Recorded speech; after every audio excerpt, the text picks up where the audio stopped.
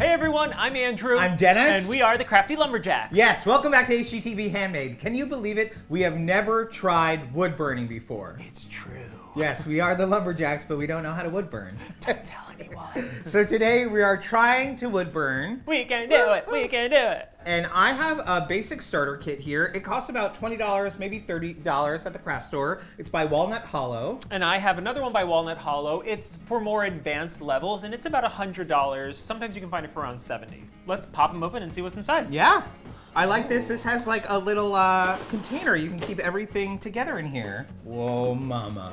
Yes. The mother load. I believe the advantage of this one is that it really holds the heat well. Sometimes they say with different wood burning tools, the heat fluctuates. This is supposed to really give you like an even heat source. This one looks like it has a temperature control too. I guess different levels depending on which type of wood you're burning on. And this one also comes with some fancy tools here, I guess for more delicate wood burning. Wood burning tools can be used as a soldering iron. So I'm assuming cool. this little spring here is for that. Oh wow. And then there's also some stamps here where I guess if you want to kind of wood burn an image, you could do that right into the wood there. A little bullseye. That's pretty cool. X marks the spot.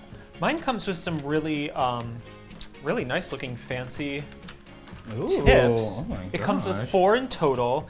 And what I really like about this, it comes with a Grabber gripper. tweezers that you can use when the tool is hot to pull off and switch your tips, which is something I think with typical wood burning tips, you have to wait until they've cooled, or you have to wear like heavy duty gloves. Yeah, you don't wanna I think I touch it saw while it's hot. Marianne, she had a glove yeah. once when she did hers. And mine so comes that's with a neat. little stand. Oh, So mine cute. comes with a little stand too. Great. I can never have anything on my own. Our wood burners are heating up. Yeah, and before we really dive into our projects, we're gonna do like a little test on a scrap piece of wood, our favorite type of wood, balsa. But our project today, we're going to try to recover a book with some wood burning flair. And of course you want to work in a ventilated area because you are going to be burning wood. We were doing a little research before today, and a couple tips we really liked were you want to pull your pen, not push it. And instead of turning the pen to make curved lines, you want to turn the wood instead. That will give you a nice, smoother, wow. Thank you. Those look I made good. mountains. I like that. Keeping it simple over here, you know.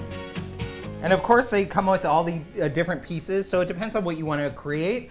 For straight lines, this is a basic wood burning tool here. So it can kind of do everything, shading, straight lines, curved lines. I'm just gonna stick to this one for today. They call this tip a rounded shading point, and that's what I'm gonna be using today. So far, I really like it. It seems like it shades really well. And I really like the crisp, clean line it's giving. It isn't as easy as I expected it to be. Yeah. It's tricky. It's a lot more skill than just drawing in itself. The longer you leave it on, the deeper the burn is going to be, the darker the burn is going to be. If you want to do a light shading, press lightly. I'm sure that kind of factors into the amount of pressure you're putting on the pen. Yes. And that's exactly how I'm holding it, just like a pen and just kind of going for it. I switched tips to a universal shading point. I think I'm liking this a little bit more. I'm sticking with my point. Get to the point. Hey. Now we're going to start working on our notebook covers. Yeah, I'm gonna do kind of like a palm leaf Yes. thing. I'm hoping. I'm gonna draw it out first just to help me out.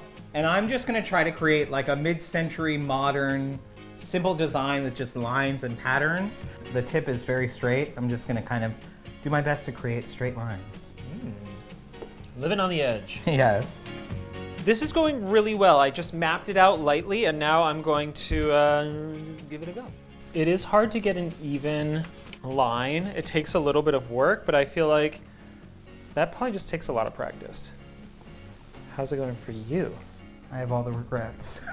Really? Just kidding. No. I think it's looking pretty good. I'm sure it's looks very great. forgiving.